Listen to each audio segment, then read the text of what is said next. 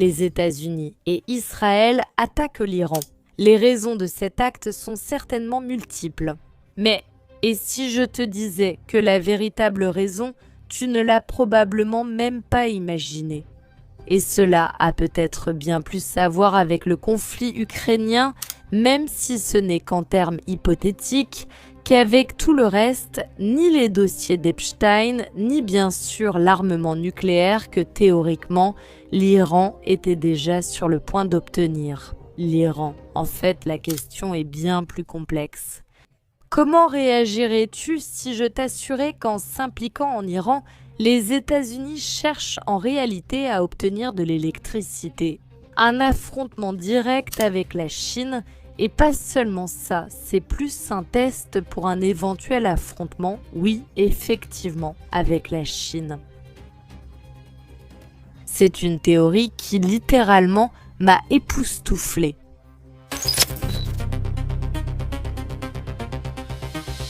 Le conflit en Iran et la participation des États-Unis et d'Israël. La partie israélienne est assez claire. Maintenant, nous passons à un niveau encore supérieur. L'Iran menace même d'attaquer des cibles nucléaires à l'intérieur d'Israël, une centrale nucléaire, rien de moins. Depuis Israël, en fait, c'est tout ce qu'ils veulent. Les élections approchent-elles? Netanyahou a ses pires taux d'approbation depuis des années. Et la seule chose qu'il essaie toujours de faire, c'est de passer d'une guerre à une autre en essayant de s'accrocher à son siège. C'est là, peut-être, la première similitude avec l'Ukraine, la première similitude en particulier avec Vladimir Zelensky, mais en réalité, la question est infiniment plus complexe. Les États-Unis pourraient vouloir utiliser l'Iran comme une sorte de laboratoire, comme une sorte de vitrine aussi, mais bon, une vitrine. La vérité, c'est que cela ne sert pas vraiment à la même chose, encore une similitude avec l'Ukraine, mais comme laboratoire, c'est absolument parfait. Tu vois, ici nous commençons déjà avec cette explication beaucoup plus détaillée.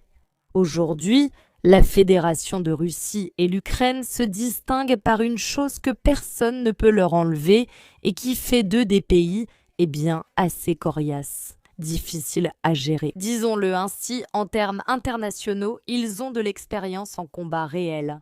L'accord stratégique que la Corée du Nord a décidé de signer avec la Fédération de Russie répond en fait à cette même question. Kim Jong-un s'est rendu compte qu'une expérience de combat est probablement la chose la plus précieuse qu'une armée puisse avoir. Une expérience maximale du combat avec des systèmes américains, des armes occidentales.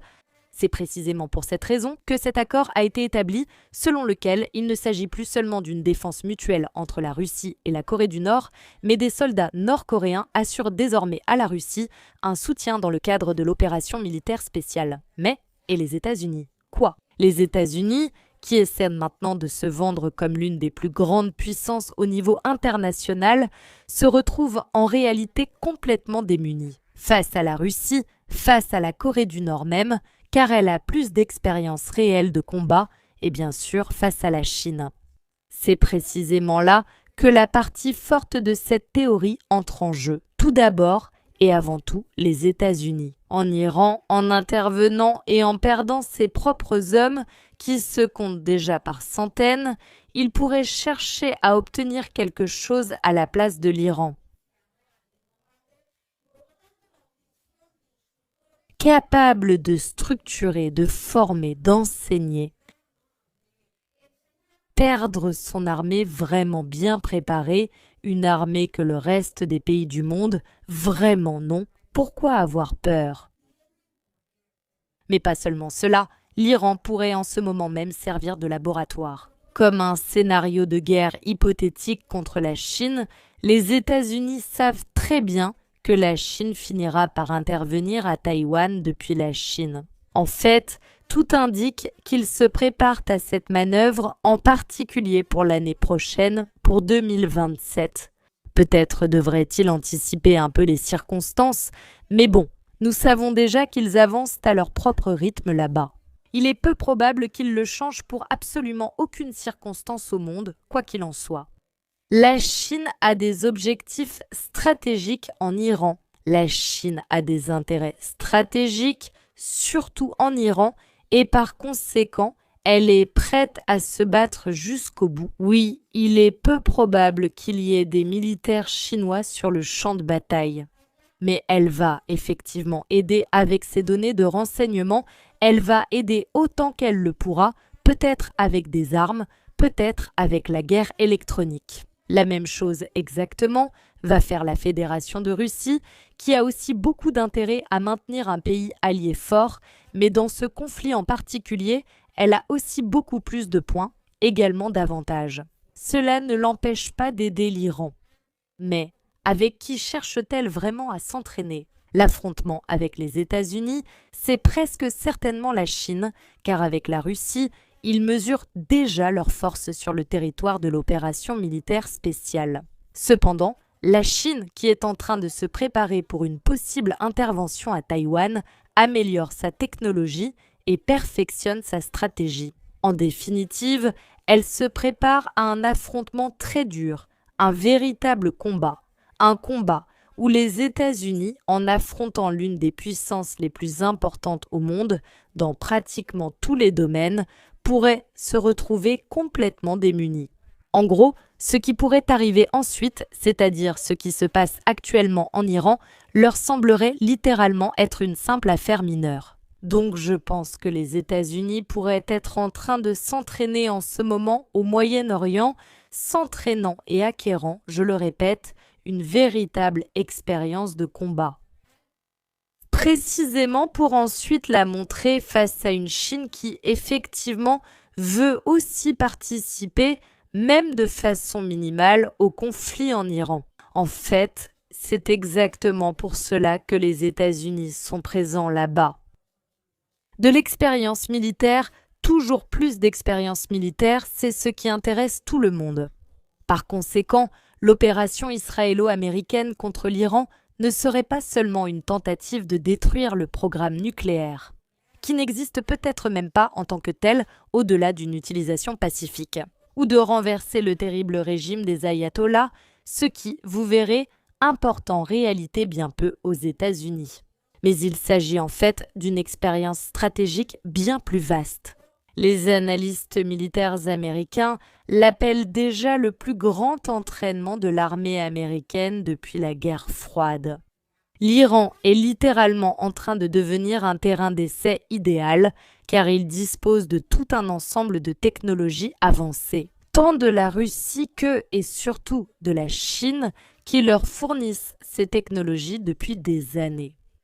Des flottes massives de drones, ici nous parlons de Saget, de Mohajer, d'Ababil, de systèmes de défense aérienne, de systèmes de guerre électronique, de satellites de reconnaissance, ici en particulier chinois, de missiles balistiques de haute précision, c'est-à-dire tout le spectre de l'arsenal que l'Occident n'a pas encore vu dans sa plus grande mesure. Vie en fonctionnement, centre de commandement souterrain, que les États-Unis aimeraient former à éliminer les méthodes hybrides de répression des manifestations internes. Tout cela, sans aucun doute, est un modèle exact de ce que les États-Unis pourraient affronter dans le cas d'un conflit de moins en moins hypothétique avec la Chine, dans le détroit de Taïwan ou en mer de Chine méridionale.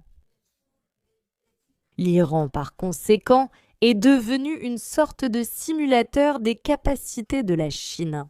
Cela dit, sans que les États-Unis aient à faire face au risque d'un affrontement réel avec Pékin. L'armée américaine ici a obtenu ce qu'aucun terrain d'entraînement ni aucune simulation informatique ne pourrait jamais lui offrir. Une expérience réelle dans la lutte contre la Chine. Des attaques massives de drones dans les airs et au sol, un travail contre le renseignement spatial chinois en temps réel.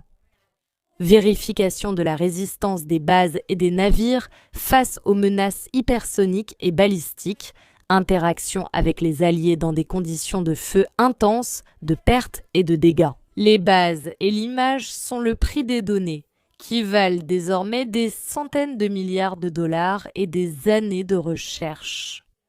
Le prix que, par conséquent, les États-Unis pourraient être prêts à payer. Apparemment, en effet, c'est ce que constatent certaines sources.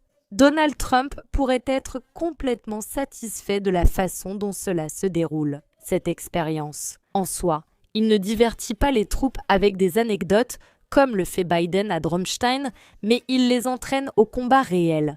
Et cela, c'est déjà énorme. Chaque drone abattu, chaque attaque interceptée, chaque leçon sur la défense contre les satellites chinois est un pas vers la victoire dans un futur conflit avec un ennemi absolument réel. L'Iran est donc devenu un matériau consommable pour la préparation américaine contre la Chine.